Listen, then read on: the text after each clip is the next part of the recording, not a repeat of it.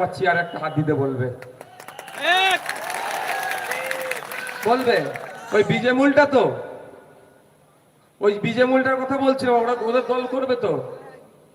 হ্যাঁ, কখন বিজেপিতে কখন তৃণমূলে উনি নিজেই জানে না। তিনি আমার সাথে সামনে দাঁড়িয়ে কি কথা বলবে ভাই? এখন বিজেপির ভোট নিচ্ছে, এখন তৃণমূলে আছে, 4 তারিখের পরে আবার বিজেপি হয়ে যাবে। কেউ দায়িত্ব নিতে পারবে? মমতা ব্যানার্জি নিতে পারবে ওনার দায়িত্ব? এই অভিষেক ব্যানার্জি নিতে পারবে? আপনার পাড়ার চারানা তৃণমূলের নেতাদের কথা তো দূরের কথা, অভিষেক ব্যানার্জি মমতা ব্যানার্জি জোর গলায় বলতে পারবে না 4 তারিখের পরে ওই বিশ্বজিৎ বাবু বিজেপি করবে না। কারণ আমরা দেখলাম তৃণমূলের নেতা ছিল, বিজেপির বিধায়ক হয়ে গেল, বিজেপি ছেড়ে তৃণমূল করছে, এখন করছে, আগামী দিনে কি করবে বোঝা মুশকিল। আর এগুলো হচ্ছে অকবার দেওয়া হচ্ছে, বুঝতে পেরেছেন? এটা যে বিজেমূল একে অপরের সহযোগিতা করছে। বন্ধুগণ যারা উপস্থিত হয়েছে, ইন্ডিয়ান সেকুলার ফ্রন্টের পক্ষ থেকে বনগাঁ লোকসভাতে আমরা কন্টেস্ট করছি। এখানেও খামচিহ্নে ভোট চাইতে আপনাদের কাছে এসেছি। আপনাদের মূল্যবান ভোট নিয়ে আমরা পার্লামেন্টে যেতে চাইছি। পার্লামেন্টে গিয়ে আপনাদের হয়ে কথা বলবো, আপনার অধিকারের হয়ে কথা বলবো, আপনাদের অভাব অভিযোগগুলো পার্লামেন্টে আমরা তুলে ধরবো এবং কনসার্ন ডিপার্টমেন্টাল যারা মিনিস্টাররা আছেন এই অভাব অভিযোগগুলো তারা সমাধান করবে। একটা জনপ্রতিনিধির কাজ যেটা হওয়া দরকার সেটা করবে। কিন্তু দুঃখের বিষয়, আজকে শুনছি এলাকাতে বামেদের বন্ধুরা, কিছু কিছু জায়গায় কংগ্রেসের বন্ধুরা আছে, তারা বিজেপি তৃণমূল তথা বিজেমূলের যতটা না বিরোধিতা করছে, আইএসএফ এর তার থেকেও বেশি বিরোধিতা করছে। কারণটা কি ভাই? আমি ইতিপূর্বে বলেছি, সকালবেলায় বামপন্থা রাজনীতি করছে, সন্ধ্যের পরায় সূর্যাস্তের পরে এরা তৃণমূল হয়ে যাচ্ছে, এরা বিজেপি হয়ে যাচ্ছে, এরা আরএসএস হয়ে যাচ্ছে। মিলিয়ে নেবেন বাড়িতে গিয়ে, বুথে বুথে গিয়ে। আমি দেখছি, লক্ষ্য করছি, আমার বামপন্থী বন্ধুরা তৃণমূলের বিরুদ্ধে যতটা না কথা বলছেন, বিজেপির বিরুদ্ধে যতটা না কথা বলছেন, তার থেকে বেশি বিরোধিতা আইএসএফ কে করছে। কারণটা কি? আইএসএফ কে সহ্য করতে পারছে না। আইএসএফ যে মানুষের লড়াই কোনটা নিয়ে এগিয়ে যেতে চাইছে, রুজি রুটির লড়াই আছে, আইএসএফ শিক্ষার আন্দোলনে আছে, স্বাস্থ্যের আন্দোলনে আছে, এটাই অনেকে মেনে নিতে পারছে না। এই এলাকাতে, স্বরূপনগর এলাকায় নমশূদ্র সমাজের মানুষ বেশি বসবাস করেন, মুসলিম সমাজের মানুষ বেশি বসবাস করেন, ঠাকুর হরিচাঁদ গুরুচাঁদ ঠাকুরকে মান্যওয়ালা মানুষ এখানে অনেক বসবাস করেন। কিন্তু ব্যাপারটা হচ্ছে কি, এই যেখানে আসছে স্বরূপনগরে আইএসএফ মিটিং মিছিল করলে, এই মাঠ ভর্তি হলে অনেকের রাজনৈতিক কারবার বন্ধ হয়ে যেতে পারে। সেই জন্য বিজেপি যেমন বিরোধিতা করছে, তৃণমূল হুমকি চুমকি দিচ্ছে, একইভাবে সিপিএম এবং কংগ্রেসের বন্ধুরাও পিছিয়ে নাই, আইএসএফ কে আটকাতে হবে। তবে একটা কথা আমরা মনে করি, আমাদের লড়াইটা হচ্ছে মানুষের অধিকার সুনিশ্চিতের লড়াই, আমাদের লড়াইটা হচ্ছে রুজি রুটির লড়াই, আমাদের লড়াইটা হচ্ছে এই স্বরূপনগর এলাকার কৃষকরা আছে তাদের মাসিক গড় আয় বাড়ানোর লড়াই, আমাদের লড়াইটা হচ্ছে এই হাসপাতালের যাতে পর্যাপ্ত পরিমাণে ডক্টর থাকে, নার্স থাকে এবং ঔষধ থাকে, মেডিকেল ইকুইপমেন্ট যাতে অ্যাভেলেবেল থাকে, তার আমাদের লড়াই।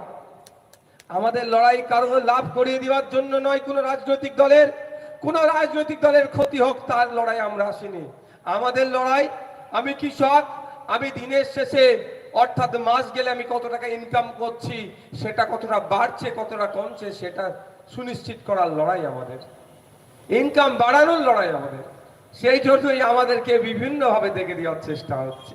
তবে কে কি সার্টিফিকেট দিল তা নিয়ে আমি একবারও ভেঙে পড়ি না, কে কি বললো তা একবারের জন্য আমি ভাবি না। কারণ মন জানে পাপ আর মা জানে বাপ।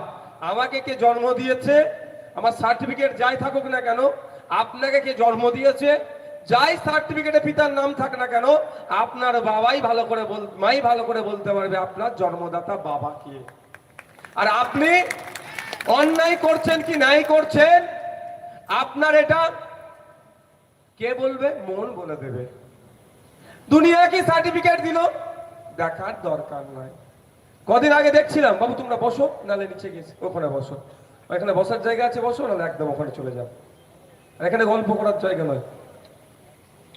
কিছুদিন পূর্বে আপনারা দেখেছিলেন নূপুর শর্মা হযরত মুহাম্মদ সাল্লাল্লাহু আলাইহি সাল্লাম সম্পর্কে বাজে মন্তব্য করেছিল, একজন বিজেপি নেত্রী। তার প্রতিবাদ যখন পশ্চিম বাংলার ধর্মপ্রাণ মানুষেরা করছিল, মমতা ব্যানার্জি তখন কিন্তু দিল্লিতে গিয়ে প্রতিবাদের কথা বলেছিল, তাই তো নাকি? যেটা দিল্লির বিষয়, দিল্লিতে গিয়ে প্রতিবাদ করতে। ঠিক আছে, আমরা ভুলে যাচ্ছি না দিল্লি সরকার কৃষকদের বিরুদ্ধে যে বিলগুলো নিয়ে এসেছিল, এই শান্তনু বাবুদের সরকার কৃষকদের স্বার্থ ক্ষুণ্ণ করে সেই নীল চাষের মতো আবার শোষণ করার জন্য, কৃষকদেরকে বঞ্চিত করার জন্য যে বিল পাস করিয়েছিল। সময় এসেছে নূপুর শর্মার যে মন্তব্য করেছে তার যেমন আমরা জবাব দেব, কৃষক বন্ধুরাও কেন্দ্রের এই শান্তনু সরকার, শান্তনু বাবুদের সরকারের বিরুদ্ধে ভোট দিয়ে জবাব দেবে। আমরা ভোট দিয়ে পাঠিয়েছিলাম শান্তনু বাবুকে পার্লামেন্টে, আমাদের ভোট নিয়ে আমরা কৃষক, আমাদের সমস্যাগুলো সমাধান করবে, আমাদের পক্ষে বিল পাস করাবে। কি দেখলাম? শান্তনু বাবুদের, শান্তনু ঠাকুর মহাশয়দের দলের পক্ষ থেকে আমাদের পক্ষ, কৃষকদের পক্ষ নিয়ে কথা বলার দরকার, তার পরিবর্তে আমরা কি দেখলাম? উল্টে আমাদের বিরুদ্ধে, অর্থাৎ কৃষকদের বিরুদ্ধে বিল পাস করলো। তাই বনগাঁ লোকসভার মানুষেরা, স্বরূপনগর লোকসভা বিধানসভার মানুষেরা, আপনারা যারা কৃষক আছেন, এই অপদার্থ শান্তনু বাবুদের সরকারকে নতুন করে ভোট দিয়ে আবার সরকারে আনবেন? একটু জোরে বলুন। আমরা কৃষক, আমাদের স্বার্থের কথা যারা ভাবে না, আমাদের বিরুদ্ধে যারা বিল পাস করিয়েছে, তাদের বিরুদ্ধে আমরা ঐক্যবদ্ধ হয়ে ভোটটা দেব। পশ্চিম বাংলায় 70% মানুষ প্রত্যক্ষ পরোক্ষ ভাবে কৃষিকাজের সাথে যুক্ত, আর প্রত্যক্ষভাবে প্রায় 50% অধিক মানুষ কৃষিকাজের সাথে যুক্ত। যারা আমাদের স্বার্থের কথা ভাবলো না, কর্পোরেটদের হাতে তাদের তুলে দেওয়ার জন্য চিন্তা ভাবনা করলো, সেই সরকারকে আমরা নতুন করে আর ভোট দিয়ে পার্লামেন্টে আনতে চাই না। আমরা পার্লামেন্টে ওই সরকারই আনতে চাই যে সরকার কৃষি প্রধান দেশের কথা মাথায় রেখে কৃষকদের সুবিধার্থে নতুন বিল নিয়ে আসবে, নতুন বিলের সংযোজন করবে, সেই কৃষককে, সেই সরকারকে আমরা দেখতে চাই। তাই তো নাকি ভাই? আর ভাবলে অবাক লাগছে, আমরা আন্দোলন করছিলাম